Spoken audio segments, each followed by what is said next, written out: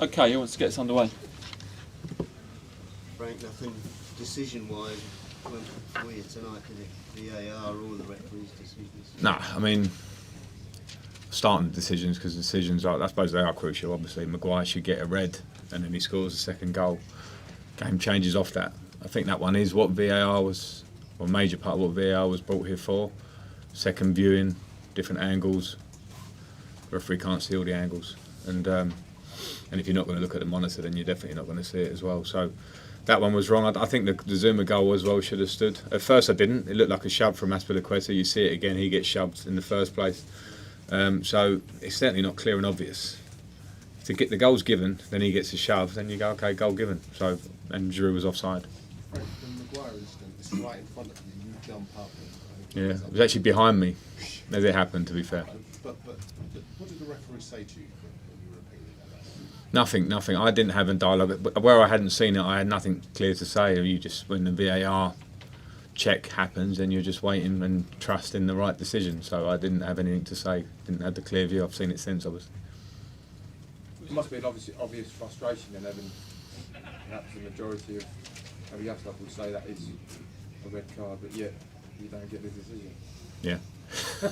But don't know what. How can you explain it? It's just a wrong decision, isn't it? Which I suppose is harder to take with the presence of VAR than it would have been before, you know. And I think that's the reason it was brought in for. And you know, love it or hate it, you have to say that if something happens and they see it and then they make the right decision, it's very confusing to say the least when all the different angles still bring a wrong decision, which is universally a wrong decision. You know, it could be my opinion here, but I think everyone I've spoken to, not just in our dressing room, but neutrals have said the same. Well, that, I mean, you conceded, just can't stop conceding. I think it's no winning 6 now. Are you concerned? It seems like an obvious thing. Yeah, it's not. I don't like the word concern, because this game will concern you every time. On a run of 6 on the bounce, 7 on the bounce early in the season, I'm concerned about many factors. I don't like losing games. I don't like the way we're losing games, because we're losing games that we clearly, particularly at home, have had big share of possession, big chances in the game, lots of shots on goal, at goal, around goal, and we're not finishing them. And it's a reality that's getting clearer all the time. We're not getting enough goals from striker areas. Tammy had his period earlier in the season. Now we're not getting enough. We're not getting enough goals from wide areas. And that's a fact, and it's hard to win games. You can dominate them as much as you want, but this Premier League, not many teams can keep clean sheets week in, week out. You have to score goals to give you a feeling of superiority in the game, and we start a lot of games very well. I can hardly ever really look at the team and go, started slow, a bit sloppy today. There was a couple of games, but not that many. We start pretty well, but if you don't score, you leave teams in the game. And today, obviously, we made a couple of silly moments in terms of allowing them headers in our box, particularly the set piece, that obviously changed the result. Frank, you mentioned all this after, I think it was Lille game in the Champions League. You said you needed quality. Have you got any regrets about, for example, not getting Dries Mertens? I honestly don't want to talk about the window, because it affects nothing now. I think, as I said just before, the reality is in what we're seeing, and sometimes when you watch it every week, and I do, and I watch, and we go over the games again, and we look at the stats, it's very clear we make a lot of chances, as much as anyone in the league, probably barring Liverpool. I know that, and we're not finishing them. So I don't want to talk about regrets. The window is shut. Now we have what's in front of us, which means we're in fourth place by a point. Season starts here, so that affects that we need to try and get fourth place. Is there a bit of a confidence issue with Michi, do you think? Is that the problem with him, is lack of confidence? Maybe, but confidence is part of football, and the only way I ever felt that you get overconfidence is by hard work, absolute dedication and hard work. Every player will go through it, no matter who you are, no matter what in your career, you will have varying levels of confidence. I thought the only way for me was hard work, and that goes for any player. Frank, Kante picked up an injury in the first half. What is it? And it's an adductor injury, so we'll have to assess it, scan it, but doesn't look great. doesn't look great at the minute. Is it related to his other injury? I don't know that yet for sure. I wouldn't want to give you that information.